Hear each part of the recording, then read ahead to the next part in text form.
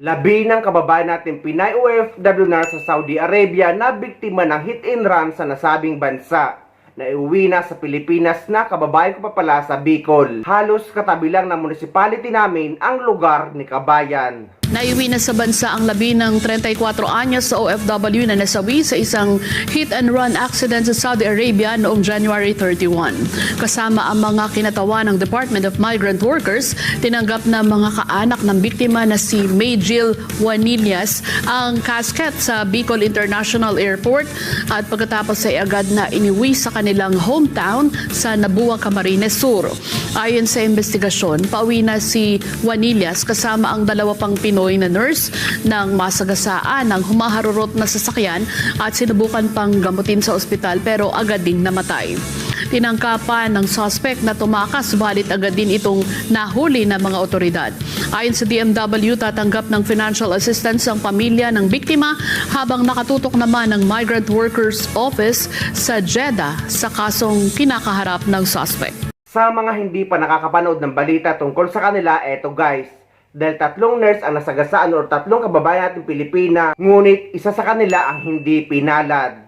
Marami naman nagbabahagi ng mga kababayan natin sa Saudi na nakaranas na para daw sinasadya silang sagasaan ng mga binatilyo na kung hindi daw sila nakaiwas ay talagang sasagasaan sila at nagsisitawanan pa. Kaya mga kababayan kong OFW sa Saudi, magdoble ingat kayo lalo na kapag gabi. 3 Filipina nurse sa Tabuk, Saudi Arabia ang nabiktima ng hit and run nitong nakaraang January 31, 2026. 2 sa mga ito ang sugatan kung saan inilipat sa Riyadh ang isa pa para maoperahan habang kumpirmado namang nasawi ang isa pa nilang kasama. Ayon sa Department of Migrant Workers, agad na pinuntahan ang mga ito ng mga tauhan mula sa Migrant Workers Office sa Jeddah para masigurong na kukuha ang tamang gamutan at tulong para sa mga biktima. Inaasikaso na rin ng DMW ang repatriation o agarang pagpapauwi sa bangkay ng namayapang Overseas Filipino Workers o OFW. Samantala, tiniyak naman ng DMW na binabantayan ang kalagayan ng mga sugatang nurse at patuloy na bibigyan ng tulong hindi lamang ang mga biktima kundi maging ang kanilang mga pamilya dito sa Pilipinas. 7 buwan lang din ang nakakalipas sa Saudi Arabia pa rin, isa ding kababayan natin Pinoy ang biktima rin ng hit and run na namatay din. Ipinagdadalamhati ng kanyang pamilya ang isang OFW na natagpuang patay sa disyerto sa Saudi Arabia.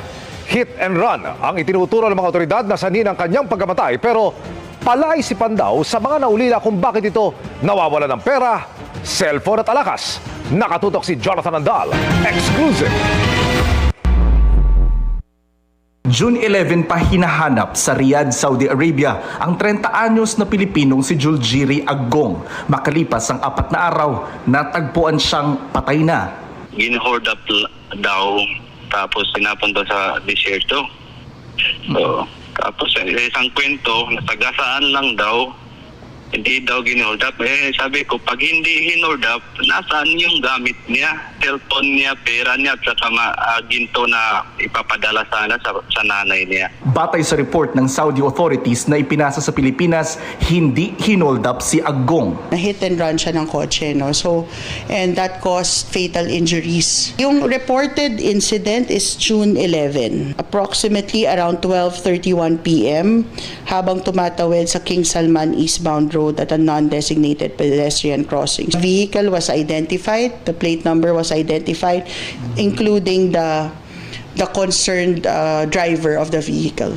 Sinisika pa ng Overseas Workers Welfare Administration o OWA na makakuha ng kopya ng CCTV ng insidente. Meron na rin itong abogado sa Riyadh na tutulong sa kaso. Justisya lang po.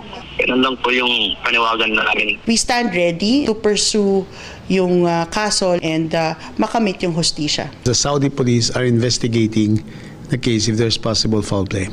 Panganay sa magkakapatid si Aggong, taga Hulo, Sulu. Kalahating taon pa lang siya sa Riyadh bilang office and facility cleaning laborer. Napakabuti ng bata na yun. Pangarap niya talaga makapunta dyan. Patulong na din sa mga kapatid niya. Nagdesisyon na ang pamilyang ipalilibing doon sa Riyadh si Aggong, alinsunod sa Muslim tradition na ihimlay agad ang isang pumanaw. Nangako naman ang gobyerno ng financial assistance at ibang tulong sa pamilya ni Aggong. Nakakalungkot ang mga ganitong pangyayari na nangarap tayo magtrabaho sa ibang bansa para sa ating pamilya, ngunit uuwi sila na sila ang laman ng balikbayan box. Wala talagang kasiguraduhan sa ating buhay. Kaya guys, mas maigi talaga na dapat lagi tayong active member ng OWA at mas maigi din kung meron tayong insurance para hindi kawawa ang may iwang pamilya, lalo na kung may maliit na anak.